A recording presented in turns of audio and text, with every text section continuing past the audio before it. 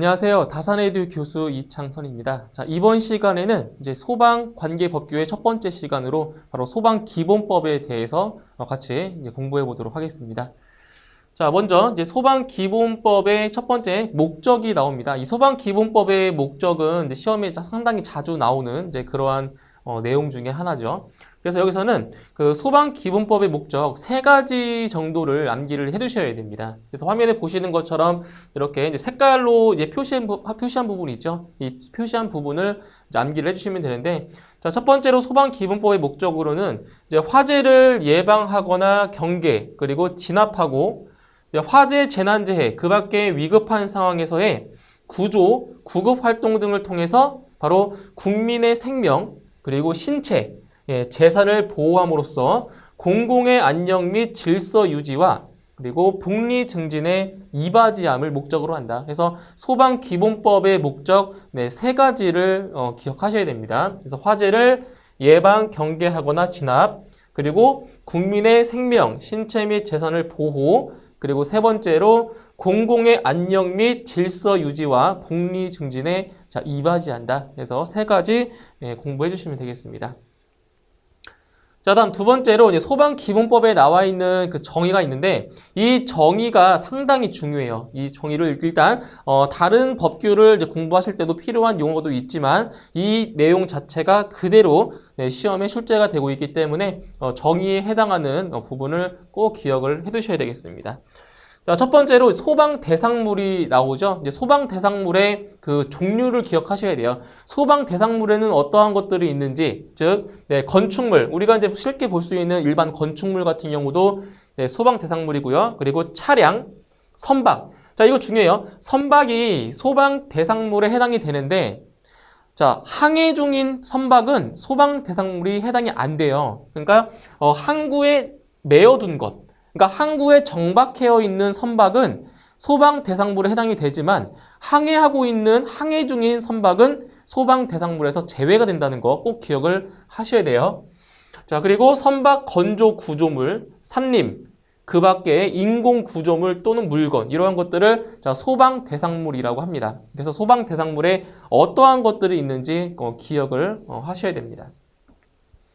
자, 그 다음 관계지역. 자, 관계지역의 정의를 좀 기억하셔야 되는데, 자, 관계지역이라고 하는 것은 소방 대상물이 있는 장소 및 그 지역으로서 화재의 예방, 경계, 진압, 구조, 구급 등의 활동에 필요한 지역을 바로 관계지역이라고 정의하고 있습니다.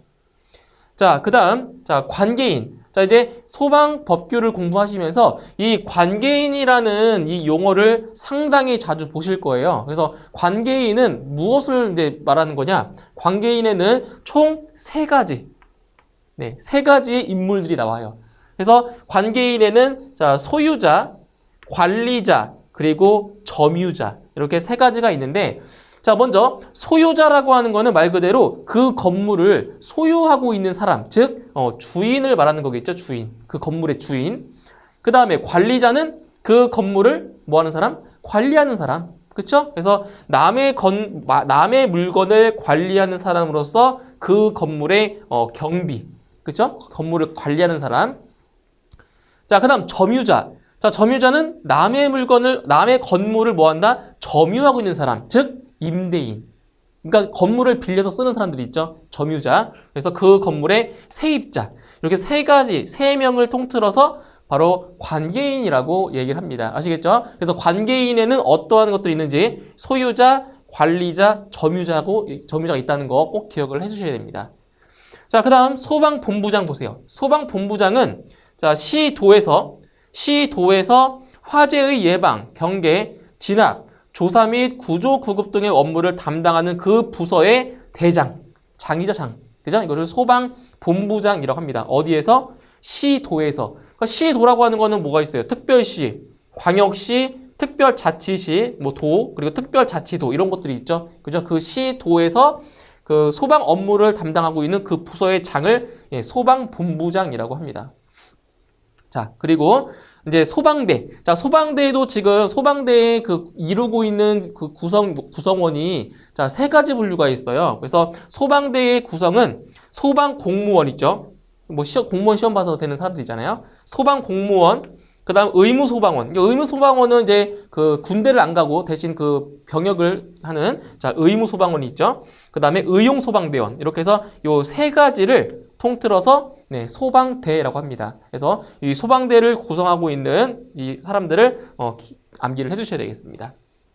자, 다음 소방대장. 자, 소방대장은 말 그대로 대장이에요. 그래서 소방본부장이나 소방서장 등이 화재, 재난재해, 그 밖에 위급한 상황이 발생한 현장에서 그 소방대를 지휘하는 사람, 대장, 그죠? 이런 사람을 소방대장이라고 합니다. 그러니까 소방본부장이 소방대장이 될 수도 있고요. 소방서장이 소방대장이 될 수도 있는 거죠. 그렇죠? 그래서 이걸 통틀어서 소방대장이라고 명칭하는 겁니다. 자, 다음 소방기관의 설치에 대한 내용입니다. 자, 여기 보시면 첫 번째, 자, 소방 업무를 수행하는 소방기관의 설치에 필요한 사항은 무엇으로 정한다? 그렇죠? 대통령령으로 정한다. 자, 이렇게 해서 자, 권한. 자, 이 권한도 반드시 기억을 해 주셔야 돼요. 그래서 소방 업무를 수행하는 소방기관에 설치에 필요한 사항은 대통령령으로 정한다는 거 암기해 주시고요. 그리고 소방 업무를 수행하는 소방본부장 또는 소방서장은 그 소재지를 관할하는 누구? 바로 시도지사죠. 시도지사의 지휘와 감독을 받겠습니다. 그리고 소방청장은 화재 예방 및 대형 재난 등 필요한 경우 시도 소방본부장 및 소방서장을 뭐 할 수 있다? 지휘 감독할 수가 있다라는 거고요. 그리고 시도에서 소방 업무를 수행하기 위해서 시도지사 직속으로 뭐를 둔다? 소방본부를 두는 겁니다.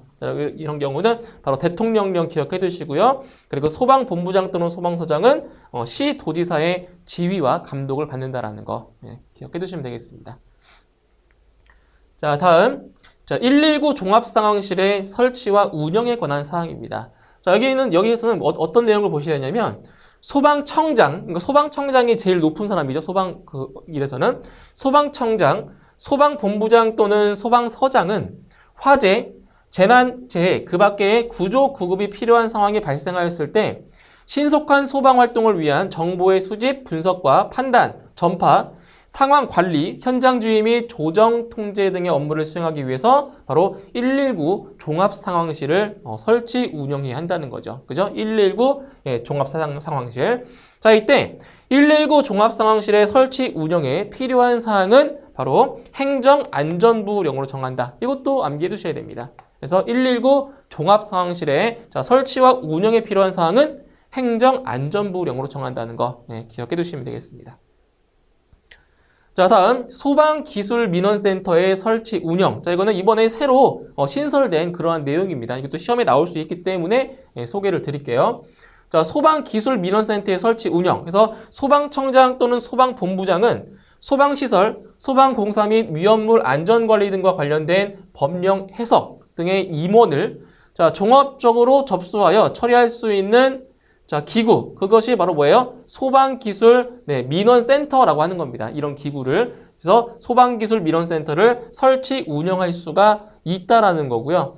그리고 소방기술 민원센터의 설치, 운영 등에 필요한 사항은 바로 대통령령으로 정한다라는 거죠. 자, 다음.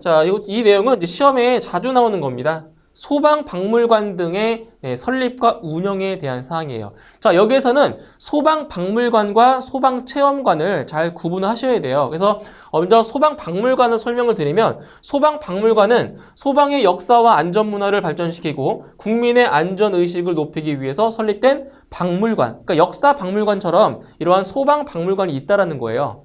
그러면 소방체험관은 어떻게 했어요? 소방체험관은 좀 더 작은 규모겠죠. 그래서 화재 현장에서의 피난 등을 말 그대로 체험할 수 있는, 뭐 아동이나 뭐 성인이 될 수도 있겠죠. 그래서 체험할 수 있는 그 체험관이 이제 소방체험관인데, 여기에서 이제 아셔야 될 사항은 소방박물관을 설립하고 운영할 수 있는 사람이 바로 소방청장입니다. 제일 높은 사람이죠. 소방청장이고요. 소방체험관 같은 경우는 이제 어디에 설치하냐? 바로 시도에 설치하기 때문에 설립 운영에 해당하는 사람은 바로 시도지사가 바로 설립 운영권자가 되는 거죠. 자, 이때 설립 운영에 필요한 사항은 소방박물관 같은 경우에는 행정안전부령으로 정하고 있고요. 그리고 소방체험관 같은 경우는 시도의 조례에 의해서 정하고 있는 겁니다. 그래서 비교하실 사항은 소방박물관은 소방청장, 그리고 소방체험관은 시도지사가 설립 운영한다라는 거 기억을 해주시면 되겠습니다. 자, 다음 7번째 내용은 소방 업무에 관한 종합계획의 수립 시행에 관한 사항입니다. 자, 첫 번째 보시면은 소방청장이죠. 소방청장은 화재, 재난재해, 그 밖의 위급한 상황으로부터 국민의 생명, 신체 및 재산을 보호하기 위하여 소방 업무에 관한 종합계획을 바로 5년마다 수립하고 시행해야 하고 이에 필요한 재원을 확보하도록 노력해야 한다. 그래서 소방청장입니다. 그 종합계획을 수립 시행하는 사람이 누구라고요? 소방청장이고요. 몇 년마다? 5년마다. 5년마다 수립 시행하게 되어 있습니다. 그때 종합계획에 포함되어야 되는 사항들이 있어요. 종합계획에 포함되는 사항. 그래서 소방 서비스의 질 향상을 위한 정책의 기본 방향, 소방 업무에 필요한 체계의 구축, 소방기술의 연구, 개발 및 보급, 그리고 소방 업무에 필요한 장비의 구비, 소방 전문 인력 양성, 소방 업무에 필요한 기반 조성, 그리고 소방 업무의 교육 및 홍보, 그리고 소방 업무의 효율적 수행을 위하여 필요한 사항들, 이 아래에 있는 사항들을 말하는 거예요. 자, 그때 소방청장은 이제 수립한 종합계획을 관계 중앙행정기관의 장이나 시도지사에게 통보를 해야 되는 거고요. 그리고 시도지사는 관할 지역의 특성을 고려하여 종합계획의 시행에 필요한 세부 계획을 매년 수립해서 소방청장에게 제출을 해야 됩니다. 그리고 세부 계획에 따른 소방 업무를 성실히 수행을 해야 되는 거고요. 그 다음 종합계획 및 세부계획 수립 시행에 필요한 사항은 바로 대통령령으로 정한다는 거 기억을 해두시면 됩니다. 대통령령입니다. 자, 다음 소방의 날 제정과 운영에 대한 사항입니다. 소방의 날. 자, 소방의 날이 몇 월 며칠인지는 기억해 두셔야 돼요. 그래서 국민의 안전의식과 화재에 대한 경각심을 높이고 안전문화를 정착시키기 위해서 매년 11월 9일이죠. 11월 9일을 소방의 날로 제정을 하고 있습니다. 그래서 우리 소방서 그 번호가 119잖아요. 그래서 119이기 때문에 11월 9일을 소방의 날로 정하고 있는 겁니다. 자, 그리고 소방의 날 행사에 관하여 필요한 사항은 소방청장이나 시도지사가 따로 정해서 시행할 수 있고요.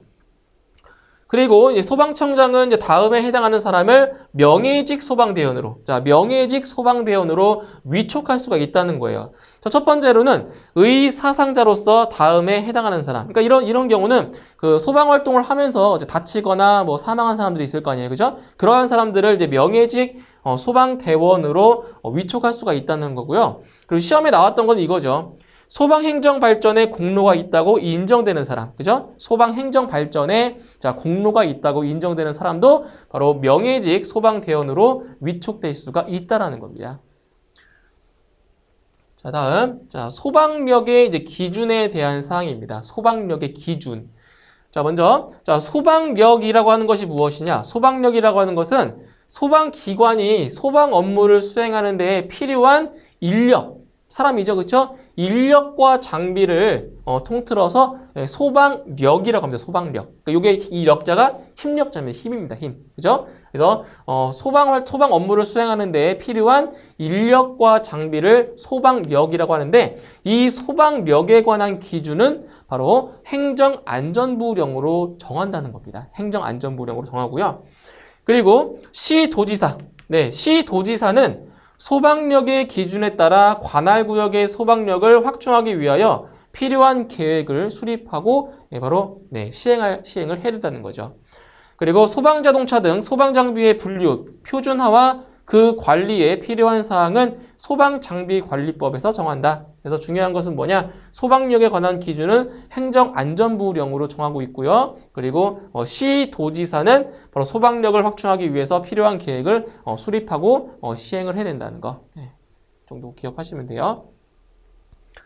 자, 그 다음 소방 장비 등의 국고 보조입니다. 국고 보조라고 하는 것은 국가에서 소방 장비들을 구입해주고 빌려주고 그러는 것들인데, 그래서 국가는 소방장비의 구입 등 시도의 소방 업무에 필요한 경비의 일부를 뭐한다? 보조한다는 거죠. 국가에서. 그렇죠?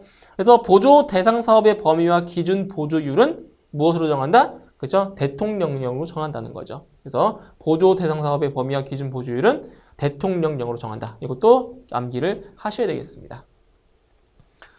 자, 다음 이제 소방 용수 시설의 설치 및 관리에 대한 사항입니다. 소방 용수 시설. 그 소방 용수 시설이라고 하는 것은 이제 소방 활동을 하는데 필요한 그 용수를 이제 그 공급해 주는 설비를 말하는 거죠.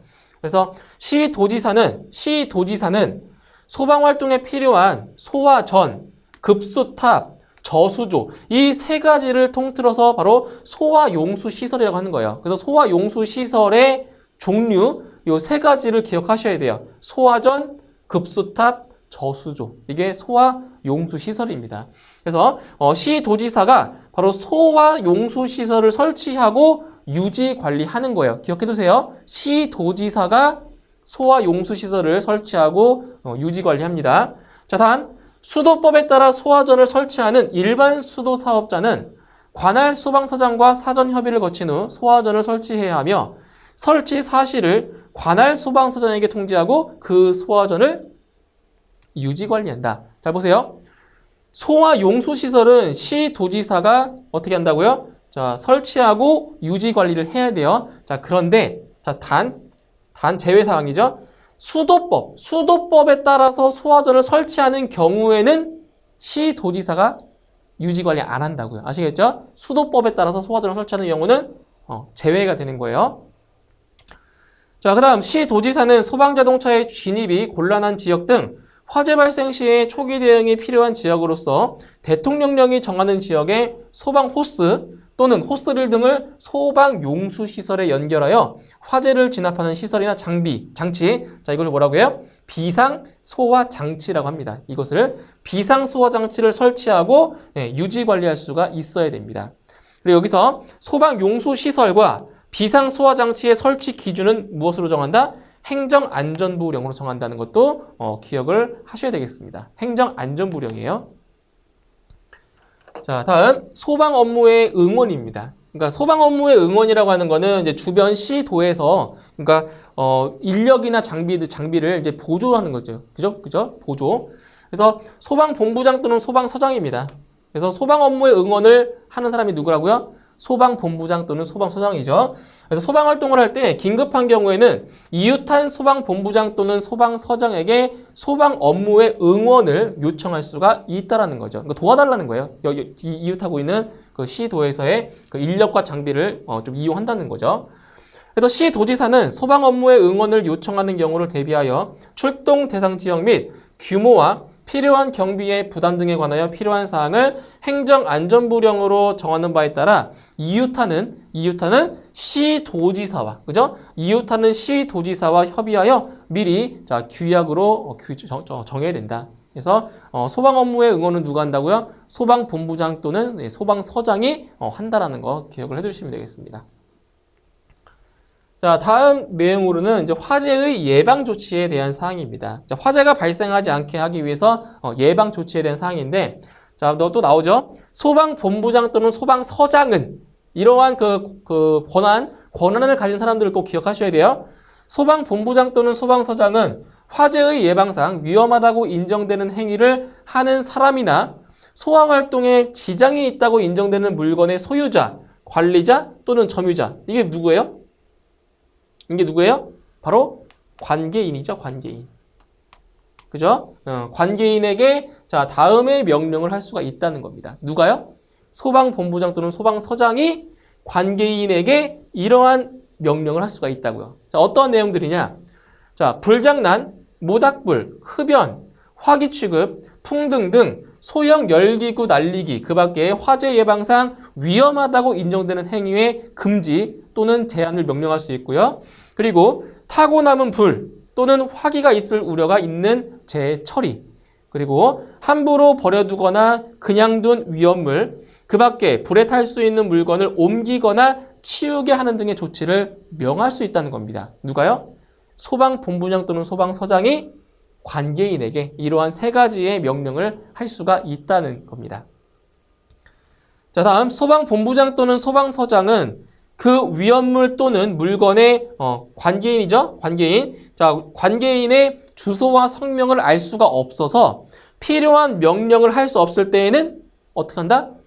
소속 공무원으로 하여금 그 위험물 또는 물건을 옮기거나 치우게 할 수 있습니다. 그래서 관계인의 성명이나 뭐 사는 곳 그것을 모를 경우에는 소속 공무원에게 명해서 그런 위험물이나 물건을 옮기거나 바로 처리할 수 있게 할 수 있다는 거죠. 자, 그다음 소방본부장 또는 소방서장은 위험물 또는 물건을 보관하는 경우에는 그 날부터 보관하는 경우에 그 날부터 14일 동안 14일이에요. 2주일 동안 14일 동안 소방본부 또는 소방서의 게시판에 그 사실을 뭐한다? 공고하는 겁니다. 아시겠죠? 며칠 동안? 14일 동안 게시판에 공고를 하는 거예요. 14일 이거 기억해 주셔야 돼요. 자, 그 다음 화재 경계지구의 지정입니다. 자, 이것도 자주 출제되는 내용 중에 하나죠. 자, 여기도 이제 권한권자를 잘 보셔야 돼요. 누구예요? 시도지사입니다. 자, 시도지사는 요거 다음에 하나에 해당하는 지역 중에서 화재가 발생할 우려가 높거나 화재가 발생할 경우 그로 인하여 피해가 클 것으로 예상되는 지역을 뭐 한다고요? 화재 경계지구로 지정할 수 있습니다. 자, 여기서 무엇을 기억하셔야 돼요? 화재 경계지구로 지정할 수 있는 사람이 누구예요? 바로 시도지사입니다. 아시겠죠? 시도지사예요. 화재 경계지구를 지정할 수 있는 사람 시도지사. 자, 그러면 이제 어떠한 지역이냐? 첫 번째로 시장 지역. 시장. 어때요? 이 시장 같은 경우는 화재에 상당히 취약해 있죠. 그죠? 많이 상가와 상가가 많이 밀집되어 있기 때문에 상당히 좀 위험한 지역입니다. 시장 지역. 그리고 공장이나 창고가 밀집한 지역. 이것도 마찬가지로 화재에 많이 취약한 곳이죠. 그리고 목조 건물이 밀집한 지역. 그죠? 목조 건물 같은 경우는 불이 잘 붙잖아요. 그죠? 이러한 것도 화재 경계지구로 지정할 수 있고요. 그 다음 위험물의 저장 및 처리 시설이 밀집한 지역. 그리고 석유화학 제품을 생산하는 공장이 있는 지역. 그리고 산업단지, 소방시설, 소방용수시설 또는 소방출동로가 없는 지역. 상당히 취약하죠. 그죠? 그리고 그 밖에 자, 1번부터 7번까지에 준하는 지역으로서 소방청장, 소방본부장 또는 소방서장이 화재 경계지구로 지정할 필요가 있다고 인정하는 지역도 바로 화재 경계지구로 지정할 수가 있다는 겁니다. 그래서 화재 경계지구로 지정할 수 있는 지역 암기하셔야겠죠. 그죠? 이런 것들. 자, 그 다음 소방본부장 또는 소방서장은 화재 경계지구 안의 소방 대상물의 위치, 구조 및 설비 등에 대하여 뭐한다? 네, 소방 특별 조사를 하는 겁니다. 누가요? 누가 한다고요? 소방본부장 또는 소방서장이 바로 소방 특별 조사를 할 수 있습니다. 그리고 소방본부장 또는 소방서장은 화재 경계지구 안의 관계인에 대하여 소방에 필요한 훈련과 교육을 실시할 수가 있다는 거죠. 누가요? 소방본부장 또는 소방서장이 바로 관계인, 화재 경계 지구 안에 있는 관계인에 대해서 훈련과 교육을 실시할 수가 있다는 겁니다. 자, 다음 화재에 관한 이제 위험 경보인데, 자, 여기서도 권한권자를 기억하시면 돼요. 누구냐면 소방본부장 또는 소방서장이에요. 소방본부장 또는 소방서장은 이상 기상의 예보 또는 특보가 있을 때에는 화재에 관한 경보를 발령하고 그에 따른 조치를 할 수 있다. 누가 한다고요? 바로 소방본부장 또는 소방서장이 할 수가 있습니다.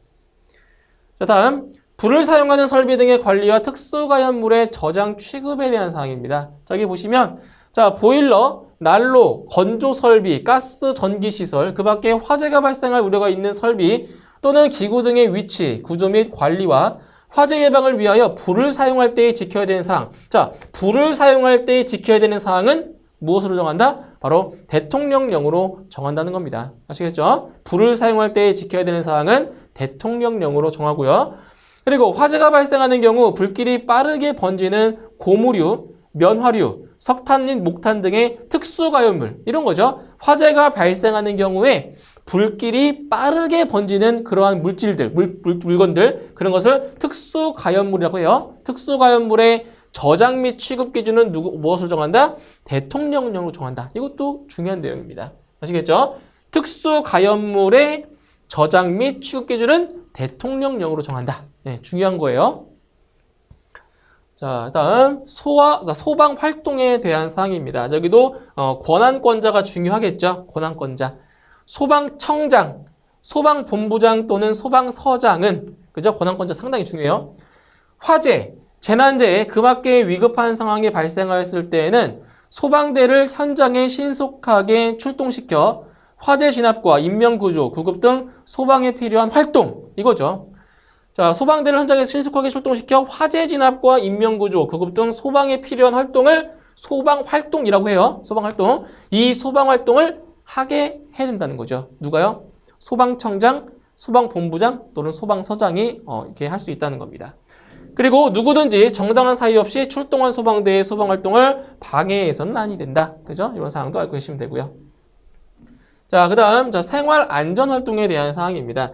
자, 이 소방대는 불을 끄는 업무만 하는 것이 아니라 일상생활에서 이제 국민들이 생활하는데 불편한 사항에 대해서도 해결해주는 그러한 업무도 있다는 거죠. 이게 바로, 생활안전활동인데, 자, 소방청장, 소방본부장 또는 소방서장은 신고가 접수된 생활안전 및 위험 제거 활동에 대응하기 위하여 소방대를 출동시켜 다음의 활동을 하게 해야 한다. 자, 어떠한 사항들이 있냐 보세요.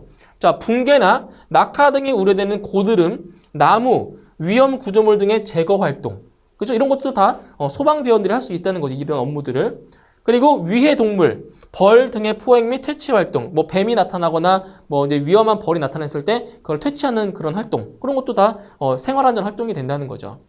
그리고 끼임, 고립 등에 따른 위험 제거 및 구출 활동, 단전 사고 시 비상전원 또는 조명의 공급, 그 밖에 방치하면 급박해질 우려가 있는 위험을 예방하기 위한 활동. 이러한 것들이 다 생활안전 활동인데 신고를 접수받게 되면 바로 소방대원들이 출동을 해서 이러한 활동들을 할 수가 있다는 겁니다.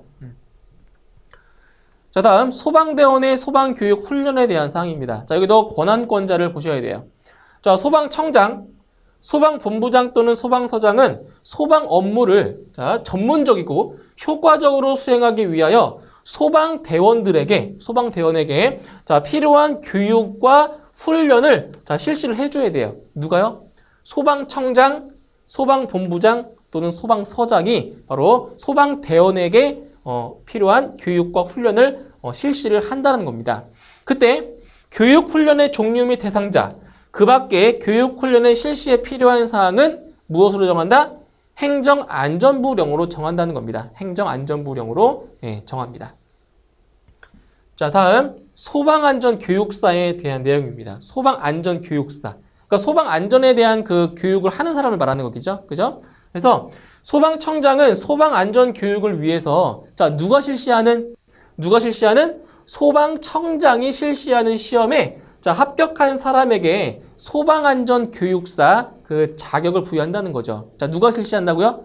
소방안전교육사 시험은 바로 소방청장이 실시합니다. 이거 기억해 주세요. 소방청장. 그래서 소방안전교육사는 어떠한 업무를 하냐? 소방안전교육의 기획, 기획도 하고요. 소방안전교육을 진행도 해요. 분석도 하죠. 그 분석하고 교육이 끝난 다음에 평가도 해요. 그리고 교수 업무를 수행합니다. 자, 소방안전교육사의 업무 하는 일 기억하셔야 됩니다. 자, 소방안전교육의 기획, 진행, 분석, 평가, 그리고 교수 업무 이러한 것들을 수행하는 거죠. 누가요? 소방안전교육사가 이러한 일들을 하는 겁니다. 그래서 소방안전교육사 시험의 응시 자격이나 시험 방법, 시험 과목, 시험 위원, 그 밖에 소방안전교육사 시험의 실시에 필요한 사항은 누가 정한다? 대통령령으로 정한다는 거. 이것도 기억을 하셔야겠죠. 대통령령으로. 자, 다음 화재 등의 통지에 대한 사항입니다. 자, 첫 번째 내용을 보시면 화재 현장 또는 구조 구급이 필요한 사고 현장을 발견한 사람은 그 현장의 상황을 소방본부나 소방서 또는 관계 행정기관에 지체 없이 알려야 된다. 그래서 119 번호를 눌러서 우리가 신고를 하잖아요. 그러한 것들이에요. 그죠? 자, 다음에 어느 하나에 해당하는 지역 또는 장소에서 화재로 오인할 만한 우려가 있는 불을 피우거나 연막 소독을 하려는 자는 시도의 조례로 정하는 바에 따라 자, 관할 소방본부장 또는 소방서장에게 신고를 하여야 한다. 이거예요. 그러니까 연막 소독을 하게 되면은 그 화재가 발생했을 때 발생하는 연기죠, 연기. 그 연기와 같은 이제 헷갈릴 수 있기 때문에 뭐 이러한 연막 소독을 하는 경우에는 바로 네, 소방본부장이나 소방서장에게 신고를 하고 연막 소독을 해야 돼요. 안 그러면은 이게 화재로 오인할 수 있기 때문에 소방대원들이 출동할 수가 있겠죠. 그래서 신고를 하지 않은 경우에는 과태료가 부과되기 때문에 반드시 신고를 하고 연막 소독을 해야 된다는 겁니다. 자, 그러한 지역이 어디냐면 여기죠. 시장 지역. 그러니까 이런 거 아까 말씀드렸던 화재 경계 지구예요. 시장 지역, 공장, 창고가 밀집한 지역, 목조 건물이 밀집한 지역, 그리고 위험물의 저장 및 처리 시설이 밀집한 지역. 그다음에 석유화학 제품을 생산하는 공장이 있는 지역, 그리고 시도의 조례로 정하고 있는 지역 또는 장소. 그 장소가 어디냐? 다중이용업소의 영업장, 건축물의 공사 현장, 산림 인접 지역의 논과 밭 주변, 비닐하우스 밀집 지역, 그리고 산림 안에 있는 종교시설 및 이와 유사한 시설, 그리고 단독주택과 공동주택이죠. 자, 그 다음 관계인의 소방 활동입니다. 자, 관계인이 뭐예요? 관계인. 관계인은 어떠한 특정 소방 대상물의 뭐 소유자나 그리고 관리자나 점유자를 말하는 거죠. 그죠? 자, 관계인의 소방 활동인데, 자, 관계인은 관계인이 소방 대상물에 화재나 재난재해, 그 밖에 위급한 상황이 발생한 경우에는 소방대가 현장에 도착할 때까지, 그죠? 소방대가 도착할 때까지 경보를 울리거나 대피를 유도하는 등의 방법으로 사람을 구출하는 조치, 그죠? 그리고 불을 끄거나 불이 번지지 아니하도록 필요한 조치를 해야 됩니다. 그러니까 소방대원들이 그 화재 현장에 도착하기 전에 이러한 관계인들이 해야 되는 그러한 소방 활동들인 겁니다. 그래서 경보를 울리거나 사람을 구출하거나 또는 불을 끄거나 불이 번지지 않도록 하는 필요한 조치. 뭐 소화기 같은 경우로 불을 이제 끌 수가 있잖아요. 아니면 불이 번지지 않게 간이 소화기로 소화 활동할 수 있다는 거죠. 그죠? 그래서 관계인이 할 수 있는 소방 활동 요 세 가지 기억을 하셔야 됩니다. 그죠? 자, 다음 소방자동차의 우선 통행에 대한 사항입니다. 자, 보세요. 자, 이제 긴급한 상황이 발생했을 때, 화재가 발생했을 때 이제 소방차가 지나가면 어떻게 해줘요? 다 길을 비켜주잖아요. 그죠? 그래서 소방자동차의 우선 통행에 대한 사항인데, 자, 보세요. 모든 차와 사람은 소방자동차가 화재 진압 및 구조 구급 활동을 위해서 출동할 때에는 이를 방해해서는 안 된다. 당연한 내용인 거죠. 그렇죠? 그때 소방자동차가 화재 진압 및 구조 구급 활동을 위하여 출동하거나 훈련을 위하여 필요할 때에는 사이렌을 사용할 수가 있다라는 겁니다. 자, 그런데 이런 거예요. 그 소방자동차가 화재를 진압하고 이제 소방서로 복귀할 때는 사이렌을 사용할 수가 없어요. 아시겠죠? 이거는 소화 활동을 하러 가는 도중에는 이런 사이렌을 사용할 수가 있는데 이제 화재 진압을 하고 복귀할 때는 사이렌을 사용하면 안 돼요. 그죠? 그다음 모든 차와 사람은 소방자동차가 화재 진압 및 구조 구급 활동을 위하여 사이렌을 사용하여 출동하는 경우에는 다음의 행위를 해서는 안 된다. 자, 어떤 행동을 하면 안 돼요? 소방자동차의 진로를 양보하지 아니하는 행동. 그러니까 막으면 안 되죠. 그렇죠? 길을 열어줘야 돼요. 소방자동차 앞에 끼어들거나 소방자동차를 가로막는 행위. 뭐 이렇게 하는 사람들 없겠죠. 그렇죠? 그 밖에 소방자동차의 출동에 지장을 주는 행위, 이러한 행위들을 하면 어떻게 돼요? 벌금이 부과돼요. 벌금. 그죠? 조심하셔야 돼요. 그래서 3번 요 내용. 자, 3의 경우를 제외하고 소방자동차의 우선 통행에 관하여는 뭐예요? 도로교통법. 도로교통법에서 정하는 바에 따릅니다. 그렇죠? 도로교통법. 자, 다음 소방활동구역의 설정입니다. 자, 여기에서는 이걸 기억해 주시면 돼요. 소방활동구역을 설정할 수 있는 자, 누구예요? 소방활동구역을 설정할 수 있는 자는 소방대장입니다. 이 기억해 주세요. 소방대장이에요. 그래서 소방대장은 화재, 재난재해, 그 밖의 위급한 상황이 발생한 현장에 소방활동구역을 정하여 소방활동에 필요한 사람으로서 대통령령으로 정하는 사람 외에는 그 구역에 출입하는 것을 제한할 수 있다. 그래서 그 함부로 이 소방활동구역에 들어가면 어떻게 돼요? 바로 벌금이나 과태료가 부과되게 됩니다. 이거 기억해 주셔야 돼요. 그래서 소방활동구역을 설정하는 자는 누구다? 소방대장이라는 거 꼭 암기를 해주시면 됩니다. 자, 다음, 자, 소방활동 종사 명령입니다. 소방활동 종사 명령. 자, 여기에서도 바로 소방활동을 종사 명령을 내릴 수 있는 그러한 권한자를 기억하셔야 되겠죠. 그래서 소방본부장, 소방서장 또는 소방대장입니다. 소방활동의 종사 명령을 내릴 수 있는 사람은 소방본부장이나 소방서장 또는 소방대장만 할 수 있는 거예요. 자, 화재, 재난재해 그 밖에 위급한 상황이 발생한 현장에서 소방활동을 위하여 필요할 때에는 그 관할구역에 사는 사람 또는 그 현장에 있는 사람으로 하여금 사람을 구출하는 일 또는 불을 끄거나 불이 번지지 아니하도록 하는 일을 하게 할 수 있다. 자, 이 경우에 소방본부장, 소방서장 또는 소방대장은 소방활동에 필요한 보호장구를 지급하는 등 안전을 위한 조치를 해야 된다는 겁니다. 그래서 소방활동 종사 명령권자는 소방본부장, 소방서장 그리고 소방대장이라는 거 이거 기억해 주셔야 돼요. 그 다음 소방활동 종사 명령에 따라 소방활동에 종사한 사람은 바로 시도지사죠. 시도지사로부터 소방활동의 비용을 지급받을 수가 있습니다. 누구한테 받는다고요? 시도지사로부터 소방활동의 비용을 지급을 받을 수가 있어요. 자, 하지만 자, 이 다음에 해당하는 사람의 경우에는 자, 지급받을 수가 없어요. 어떤 경우냐면 소방 대상물에 화재, 재난재해 그 밖의 위급한 상황이 발생한 경우 그 관계인. 그러니까 이 특정 소방 대상물의 관계인들은 어떤 비용을 지급받을 수가 없어요. 왜냐면 그 소방 대상물의 관계인이니까 뭐 소유자거나 관리자거나 점유자이기 때문에 어떤 이 비용들을 지급받을 수가 없어요. 그 다음에 고의 또는 과실로 화재 또는 구조 구급 활동에 필요한 상황을 발생시킨 사람, 이러한 사람은 오히려 비용을 받기보다는 어떤 벌을 받겠죠. 그렇죠? 이런 사람들은. 그 다음 화재 또는 구조 구급 현장에서 물건을 가져간 사람, 이러한 사람도 벌을 받겠죠. 비용을 받는 것이 아니라. 이러한 사람들은 시도지사로부터 소방활동의 비용을 지급받을 수가 없습니다. 이러한 사람들은. 자, 다음 강제처분에 대한 사항입니다. 자, 강제처분이라고 하는 건 뭐예요? 어떤 사람의 동의를 얻지 않고 마음대로 강제로 처분하는 거예요. 말 그대로. 그래서 여기서는 강제처분을 명할 수 있는 사람 기억하시죠. 강제처분 명령권자 누구냐면 소방본부장, 소방서장 또는 소방대장입니다. 예, 강제처분 명령권자.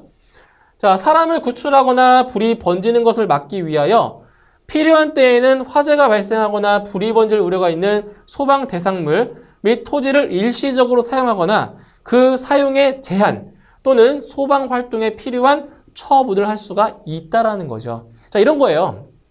그 소방 자동차가 출동을 할 때 그 좁은 골목에 주차가 되어 있으면 어때요? 소방 자동차가 지나갈 수 없잖아요. 이러한 경우에는 강제로 그 차를 어떻게 할 수 있어요? 밀어버릴 수가 있다고요. 그런 게 바로 강제 처분이라는 거죠. 그죠? 이런 것들은 소방본부장, 소방서장, 소방대장이 명령권자가 되는 겁니다. 자, 다음, 자, 피난 명령. 자, 피난을 명령하는 사람도 누구예요? 소방본부장, 소방서장, 소방대장입니다. 피난 명령권자. 그래서 화재, 재난재해 그 밖의 위급한 상황이 발생하여 사람의 생명을 위험하게 할 것으로 인정할 때에는 일정한 구역을 지정하여 그 구역에 있는 사람에게 그 구역 밖으로 피난할 것을 명할 수 있다. 그래서 피난을 명령할 수 있는 자가 누구다? 소방본부장, 소방서장, 소방대장이다. 라는 거 중요한 사항입니다. 자, 그 다음 소방용수시설 또는 비상소화장치의 사용 금지에 대한 사항이죠. 그래서 정당한 사유 없이 소방용수시설 또는 비상소화장치를 사용해서는 안 되고요.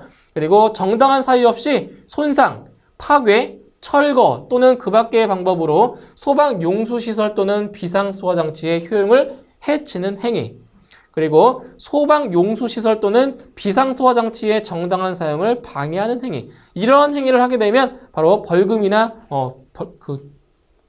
과태료, 그죠? 과태료를 부과받을 수 있게 되겠죠. 자, 이러한 행위들은 해서는 절대로 안 되는 행위들입니다. 자, 다음 화재의 원인 및 피해 조사입니다. 자, 화재가 발생을 했을 때 그 화재가 발생한 원인과 그리고 그 화재로 인해서 어떠한 피해를 받았는지를 자, 조사하는 과정인데, 그래서 화재의 원인 및 피해 조사를 하는 자 누구냐? 소방청장, 소방본부장 또는 소방서장은 화재가 발생하였을 때에는 화재의 원인 및 피해 등에 대한 조사를 해야 된다. 그래서 화재의 원인 및 피해 조사는 누가 한다고요? 소방청장, 소방본부장 또는 소방서장이라는 거죠. 그리고 화재 조사의 방법 및 전담 조사반의 운영과 화재 조사자의 자격 등 화재 조사에 필요한 사항은 바로 행정안전부령으로 정한다라는 거죠. 자, 다음. 자, 수사기관에 체포된 사람에 대한 조사. 자, 이건 뭐냐면, 자, 이제 방화를 저지른 사람을 어떻게 되겠어요? 어떤 범죄를 저지른 거잖아요. 그러니까 이러한 사람들은 바로 수사기관, 즉 경찰서에 인계를 한다는 거예요. 그래서 소방청장 또는 소방본부장 그리고 소방서장은 수사기관이 방화 또는 실화의 혐의가 있어서 이미 피의자를 체포하였거나 증거물을 압수하였을 때에는 화재 조사를 위하여 필요한 경우에는 수사에 지장을 주지 않는 범위에서 그 피의자 또는 압수된 증거물에 대한 조사를 할 수가 있다라는 얘기죠. 그죠? 그러니까 화재 조사를 하기 위해서 필요하면 그런 피의자나 압수된 증거물을 사용할 수 있다라는 거. 자, 그 다음 소방공무원과 국가경찰공무원의 협력입니다. 그러니까 소방공무원과 이제 경찰 공무원들이 협력을 할 수 있다는 거죠. 그래서 소방공무원과 경찰 공무원은 화재 조사를 할 때 서로 뭐 한다? 협력한다라는 거예요. 그죠? 그 다음에 소방본부장이나 소방서장은 화재 조사 결과 방화 또는 실화의 혐의가 있다고 인정하면 지체 없이 어디에? 관할 경찰서장에게 그 사실을 알리고 필요한 증거를 수집, 보존하여 그 범죄 수사에 협력을 한다는 거죠. 그래서 소방공무원과 경찰공무원끼리 서로 협력을 해서 화재 조사를 할 수도 있고 그리고 그 범죄자를 잡을 수도 있다는 얘기죠. 그죠? 자, 다음. 자, 한국소방안전원의 설립에 대한 사항입니다. 그래서 소방기술과 안전관리기술의 향상, 홍보, 그 밖의 교육, 훈련 등 행정기관이 위탁하는 업무의 수행과 소방관계 종사자의 기술 향상을 위하여 한국소방안전원을 누구의 허가를 받아서? 소방청장의 인가를 받아서 설립을 한다는 겁니다. 그래서 설립되는 한국소방안전원은 법인으로 한다는 거죠. 그래서 이거를 한국소방안전원을 줄여서 안전원이라고도 해요. 줄여서. 자, 그럼 여기서 한국소방안전원의 업무가 있어요. 한국소방안전원에서 해야 되는 이 업무. 자, 어떠한 내용들을 해야 되냐면 소방기술과 안전관리에 관한 교육 그리고 조사, 연구를 하는 거고요. 그리고 소방기술과 안전관리에 관한 각종 간행물의 발간. 그죠? 어떠한 이제 간행물을 이제 제작하는 거죠. 그리고 화재 예방과 안전관리 의식의 고취를 위한 대국민 홍보. 자, 이러한 대표적인 이러한 것들을 한국소방안전원에서 해야 되는 업무고요. 그리고 소방 업무에 관하여 행정기관이 위탁하는 업무. 그리고 소방안전에 관한 국제협력, 그 밖에 회원에 대한 기술 지원 등 정관으로 정하는 사항을 한국소방안전원에서 해야 되는 업무가 되는 거죠. 그래서 이제 한국소방안전원의 업무를 누가 감독하냐? 바로 소방청장입니다. 아시겠죠? 소방청장이 한국소방안전원의 업무를 감독하고 있습니다. 소방청장입니다. 자, 그 다음에 이제 의용소방대의 설치 및 운영에 관한 법률입니다. 이것은 뭐 소방기본법에 포함되고 있는 내용은 아니지만, 그래서 요 내용도 알고 계셔야 되기 때문에 소방기본법에 포함을 해놨습니다. 바로 의용소방대죠, 의용소방대. 자, 일단 목적. 자, 어떤 목적이냐? 화재 진압, 구조, 구급 등의 소방 업무를 체계적으로 뭐하기 위해서? 이겁니다. 보조하기 위해서 의용소방대 설치 및 운영 등에 필요한 사항을 규정을 하는 거죠. 그러니까 이거는 소방대원들이 소방 활동을 하는데 보조하기 위해서 의용소방대가 설립이 되는 거예요. 의용소방대가. 그래서 의용소방대 설치에 관한 내용들이 있어요. 자, 여기 보시면 시도지사죠. 시도지사나 소방서장은 재난 현장의 화재 진압, 구조, 구급 등의 활동과 화재 예방 활동에 관한 업무, 소방 업무죠. 통틀어서 소방 업무를 보조하기 위하여, 보조하기 위하여 의용소방대를 설치할 수가 있다는 거죠. 그럼 여기서 의용소방대는 어디에 설치할 수가 있냐? 바로 설치할 수 있는 장소예요. 특별시, 광역시, 특별자치시, 도, 특별자치도, 시, 읍 또는 면. 그죠? 이 가장 낮은 부락이죠, 면. 그죠? 여기까지 의용소방대를 설치할 수 있어요. 근데 뭐 리, 무슨 리 있잖아요. 그죠? 이런 곳에는 설치 못해요.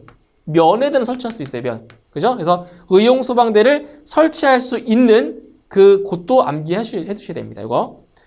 그 다음 시 도지사 또는 소방서장은 필요한 경우 관할구역을 따로 정하여 그 지역에 의용소방대를 설치할 수가 있고요. 그 다음 시 도지사 또는 소방서장은 필요한 경우 의용소방대를 화재 진압 등을 전담하는 의용소방대를 운영할 수가 있고 이 경우에 관할구역의 특성과 관할 면적 또는 출동 거리 등을 고려해야 된다는 거죠. 그 다음에 의용소방대의 설치 등에 필요한 사항이죠. 의용소방대의 설치 등에 필요한 사항은 행정안전부령으로 정합니다. 이것도 알고 계셔야 됩니다. 행정안전부령. 자, 다음 의용소방대원의 임명. 자, 이거 의용소방대는 아무나 할 수 있는 게 아니에요. 자, 의용소방대를 어떻게 임명할 수가 있냐면 자, 보세요. 일단 의용소방대원을 임명할 수 있는 사람은 시도지사 또는 소방서장이 임명할 수가 있어요. 어떤 사람들이에요? 바로 그 지역에 거주하거나 상주하는 주민 가운데 희망하는 사람을 임명할 수가 있다고요. 아무나 할 수 있는 게 아니라 희망하는 사람. 반드시 그 지역에 거주하고 있어야 되는 거예요. 거주하거나 자, 상주하는 주민 가운데 희망하는 사람을 뭐 할 수 있다? 임명할 수가 있다는 거예요. 그래서 어떠한 사람들이냐면 관할 구역 내에서 안정된 사업장에 근무하고 있는 사람. 그러니까 놀고 있는 사람들은 안 돼요. 근무하고 있어야 되고요. 신체가 건강하고 협동정신이 강한 사람. 그죠? 이거는 이제 기본 인성을 말하는 거예요, 인성. 그 다음에 희생정신과 봉사정신이 투철하다고 인정되는 사람. 그리고 소방시설 공사업법에 따른 소방기술 관련 자격, 학력 또는 경력이 있는 사람. 그러니까 자격증을 가진 사람도 의용소방대로 될 수 있다는 거죠. 그 다음 의사, 간호사 또는 응급구조사 자격을 가진 사람, 기타 의용소방대 활동에 필요한 기술과 재능을 보유하는 사람, 이러한 사람들을 의용소방대원으로 임명할 수가 있다는 거죠. 그죠? 그럼 여기서 의용소방대가 의용소방대원으로 임명이 되면 자, 해야 되는 그런 임무가 있어요. 임무. 어떤 일들을 할 수가 있냐? 화재의 경계와 진압 업무를 뭐 할 수 있다고요? 보조입니다. 보조. 보조할 수가 있고요. 구조, 구급 업무의 보조. 그죠? 보조. 화재 등 재난 발생 시 대피 및 구호 업무의 보조. 다 보조입니다. 그죠? 보조. 도와주는 거예요. 옆에서. 그 다음 화재 예방 업무의 보조. 그 밖에 행정안전부령으로 정하는 사항. 어떤 사항이냐? 집회나 공연 등 각종 행사장의 안전을 위한 지원활동, 주민 생활의 안전을 위한 지원활동, 그 밖에 화재 예방 홍보 등 소방서장이 필요하다고 인정하는 사항, 이러한 사항들에 대해서 의용소방대원이 할 수가 있다라는 사항들입니다. 자, 그 다음에 의용소방대원의 근무예요. 자, 의용소방대원은 뭐예요? 비상근. 비상근이 비상근. 그러니까 비상근이라는 게 뭐냐면 자, 평상시에는 자기의 업무를 해요. 업무를 하고 있다가 뭐 화재가 발생하거나 재난재해가 발생했을 때 그때만 출동을 해서 소방 업무를 보조하는 거예요. 그래서 의용소방대원은 상주하는 것이 아니라 비상근입니다. 비상근. 아시겠죠? 비상근이에요. 그다음 소방본부장 또는 소방서장은 소방 업무를 보조하게 하기 위해서 필요한 때에는 의용소방대원을 뭐 할 수 있다? 소집할 수가 있다. 불러 모을 수 있다는 거죠. 그 다음 이제 행위 금지입니다. 의용소방대원이 해서는 안 되는 행위들. 자, 어떤 행위냐? 기부금을 모금하는 행위. 안 되고요. 영리 목적으로 의용소방대의 명의를 사용하는 행위. 그러니까 어떠한 지위를 이용해서 어떠한 그 영리를 취득하는 그런 행위 안 된다는 거예요. 그 다음 정치활동에 관여하는 행위는 안 되고요. 소송이나 분쟁, 쟁의에 참여하는 행위, 그 밖에 의용소방대의 명예가 훼손되는 행위, 이러한 행위들은 절대로 해서는 안 됩니다. 자, 다음 경비의 부담. 의용소방대의 운영과 활동 등에 필요한 경비는 누가 지원하냐? 바로 해당 시도지사가 부담하게 되어 있죠. 그죠? 시도지사가 부담하게 되어 있고요. 국가는 경비의 일부를 예산의 범위에서 지원할 수가 있고요. 그 다음 이제 재해 보상 등의 다항입니다. 이제 의용소방대원이 소방활동을 하면서 다치거나 사망하게 되었을 때 그때 하는 재해 보상. 그래서 시도지사, 시도지사는 의용소방대원이 임무의 수행 또는 교육훈련으로 인하여 질병에 걸리거나 부상을 입거나 사망한 때에는 행정안전부령으로 정하는 범위에서 시도의 조례로 정하는 바에 따라 바로 보상금을 지급을 해야 됩니다. 누가요? 시도지사가. 그죠? 보상해줘야 되고요. 시도지사는 보상금 지급을 위하여 뭐 할 수 있다? 네, 보험에 가입할 수가 있다라는 거죠. 자, 이제 마지막으로 이제 벌칙에 대한 사항입니다. 자, 이제 소방 법규를 공부하시면서 가장 어렵게 느끼는 것이 바로 이 벌칙입니다. 벌칙. 벌칙입니다. 그래서 뭐 몇 년 이하의 징역이냐, 몇 천만 원 이하의 벌금이냐, 뭐 몇백만 원 이하의 과태료냐, 이런 것을 암기하기 상당히 어려워요. 그래서 이거는 지금 소방기본법이지만 뭐 화재 소방시설 공사업법도 나오고요. 위험물 관리 거기도 나와요. 이런 벌칙들이. 그래서 이 벌칙이 아마 공부하시는 데는 제일 헷갈리고 어려우신 사항이 될 겁니다. 그래서 이거를 좀 잘 구분하셔가지고 암기를 해두셔야 돼요. 상당히 어려워요. 그래서 첫 번째로 이제 소방기본법에서 첫 번째 나오는 벌칙이 5년 이하의 징역 또는 5천만 원 이하의 벌금입니다. 이게 제일 세요. 소방기본법에서는 5년 이하의 징역 또는 5천만 원 이하의 벌금인데, 자, 내용들이 되게 많아요. 자, 많지만 제가 설명을 드리는 거는 이제 시험에 한 번 이상 나왔던 그런 내용들에 대해서만 일단 소개를 드릴게요. 뭐 나머지 그 위법 행위도 공부하셔야 되는 거예요. 나머지. 그래서 첫 번째로 보시면 출동한 소방대원에게 폭행 또는 협박을 행사하여 화재 진압, 인명 구조 또는 구급 활동을 방해한 자. 이러한 사람들은 다 5년 이하의 징역 또는 5천만 원 이하의 벌금에 해당이 된다고요. 그리고 출동한 소방대의 소방 장비를 파손하거나 그 효용을 해하여 화재 진압, 인명 구조 또는 구급 활동을 방해한 사람. 그리고 소방 자동차의 출동을 방해한 사람. 상당히 세죠, 벌칙이. 그죠? 방해하면 안 돼요. 사람을 구출하는 일 또는 불을 끄거나 불이 번지지 아니하도록 하는 일을 방해한 사람. 그리고 정당한 사유 없이 소방 용수시설 또는 비상소화장치를 사용하거나 소방 용수시설 또는 비상소화장치의 효용을 해치거나 그 정당한 사용을 방해한 사람. 이러한 사람들은 전부 다 5년 이하의 징역 또는 5천만 원 이하의 벌금이 처하게 되는 거죠. 자, 그 다음에 3년 이하의 징역 또는 3천만 원 이하의 벌금에 해당하는 사항 한 가지가 있습니다. 자, 어떠한 사항이냐?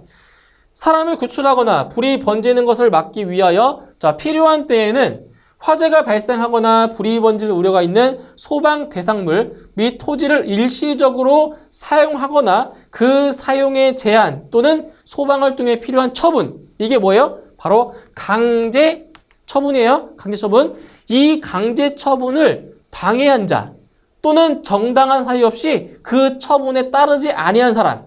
그 사람은 3년 이하의 징역 또는 3천만 원 이하의 벌금에 처하게 되는 거죠. 그죠? 그래서 강제 처분을 방해한 사람이거나 그 강제 처분을 따르지 아니한 사람. 자, 이러한 벌칙이 해당이 되는 거예요.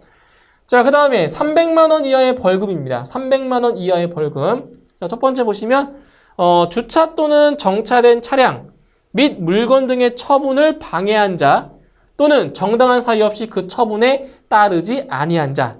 그리고 화재 조사를 수행하면서 알게 된 비밀을 다른 사람에게 누설한 사람. 그죠? 그래서 이 화재 조사를 하면서 알게 된 비밀은 절대로 다른 사람에게 누설해서는 안 돼요. 이런 경우는 300만 원 이하의 벌금에 처하게 돼요. 그리고 화재 조사에 관한 규정을 위반하여 관계인의 정당한 업무를 방해한 자 마찬가지로 300만 원 이하의 벌금에 처하게 되는 겁니다. 자, 다음. 자, 200만 원 이하의 벌금입니다. 200만 원. 자, 정당한 사유 없이 화재의 예방조치 명령에 따르지 아니하거나 이를 방해한 자. 그래서 화재의 예방조치 명령 사항이 어떤 것들이 있었어요? 이런 세 가지 사항이 있었죠. 그죠? 자, 이러한 화재의 예방조치 명령에 따르지 아니하거나 이를 방해한 자도 마찬가지 200만 원 이하의 벌금에 처하게 되고요. 그리고 정당한 사유 없이 화재 조사에 따른 관계 공무원의 출입이나 조사를 거부, 방해 또는 기피한 자도 마찬가지로 200만 원 이하의 벌금에 처하게 되는 겁니다. 자, 다음 100만 원 이하의 벌금입니다. 이거는 거의 다 보셔야 돼요. 다. 그죠? 보시면 거의 한 번씩은 시험에 나왔던 내용들이에요. 자, 먼저 화재경계지구안의 소방 대상물에 대한 소방 특별조사를 거부, 방해 또는 기피한 자. 그러니까 이거랑은 다른 거예요. 그러니까 이거는 화재조사에 따른 관계 공무원의 출입을 방해한 거잖아요. 그죠? 근데 이거는 화재경계지구안의 소방 대상물에 대한 소방 특별조사를 거부하거나 방해 또는 기피한 자가 100만 원 이하의 벌금이라는 거예요. 그러니까 비슷해 보이지만 달라요. 벌금 자체가. 그리고 정당한 사유 없이 소방대의 생활안전활동을 방해한 자, 그 다음 정당한 사유 없이 소방대가 현장에 도착할 때까지 사람을 구출하는 조치 또는 불을 끄거나 불이 번지지 아니하도록 하는 조치를 하지 아니한 사람. 그러니까 화재가 발생했는데 이거를 그냥 방관하는 사람들 있죠. 그런 사람들도 벌금에 처하게 돼요. 그 다음 피난 명령을 위반한 사람, 정당한 사유 없이 물의 사용이나 수도의 개폐 장치의 사용 또는 조작을 하지 못하게 하거나 방해한 자. 결국 이제 소방 활동을 방해한 거죠. 그 다음 위험물질의 공급을 차단하는 등의 필요한 조치를 정당한 사유 없이 방해한 자. 자, 이러한 경우에 대해서는 100만 원 이하의 벌금에 처하게 되는 겁니다. 자, 다음 이제 과태료죠, 과태료. 그래서 벌금과 과태료는 좀 구분하셔야 됩니다. 그래서 500만 원 이하의 과태료가 처하게 되는 경우는 뭐예요? 화재 또는 구조 구급이 필요한 상황을 거짓으로 알린 사람. 그러니까 119에 거짓 전화를 장난 전화하는 경우 있죠? 그런 경우에는 500만 원 이하의 과태료가 부과가 돼요. 그래서 장난 전화는 절대로 해서는 안 되는 행위입니다. 자, 다음 200만 원 이하의 과태료에 해당되는 경우는 소방 용수시설, 소화기구 및 설비 등의 설치 명령을 위반한 사람. 그죠? 그 다음 불을 사용할 때 지켜야 하는 사항 및 특수가연물의 저장 및 취급 기준을 위반한 자, 그리고 한국 119 청소년단 또는 이와 유사한 명칭을 사용한 자, 소방자동차의 출동에 지장을 주는 자, 소방활동구역에 출입한 사람. 안 된다고 했어요. 그죠? 소방활동구역 들어가면 안 돼요. 아무나. 그다음 화재의 원인과 피해 상황 조사에 따른 명령을 위반하여 보고 또는 자료 제출을 하지 아니하거나 거짓으로 보고하거나 자료 제출을 한 자. 그리고 한국소방안전원 또는 이와 유사한 명칭을 마음대로 사용한 자.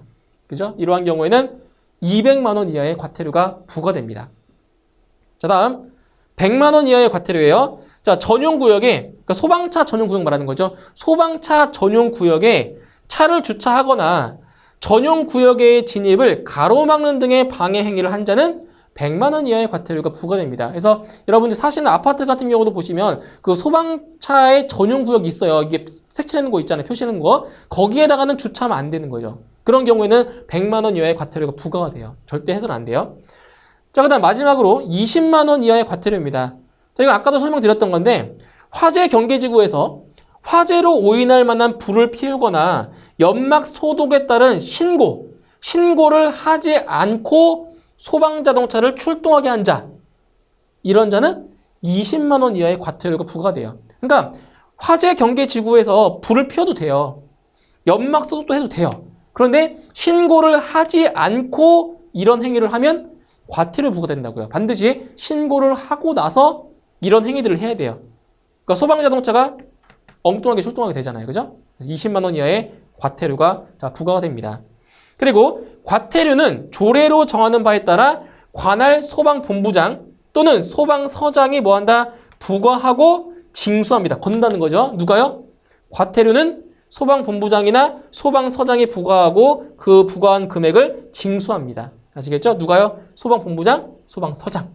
이렇게 해서 그 명령권자도 반드시 기억을 해두셔야 됩니다.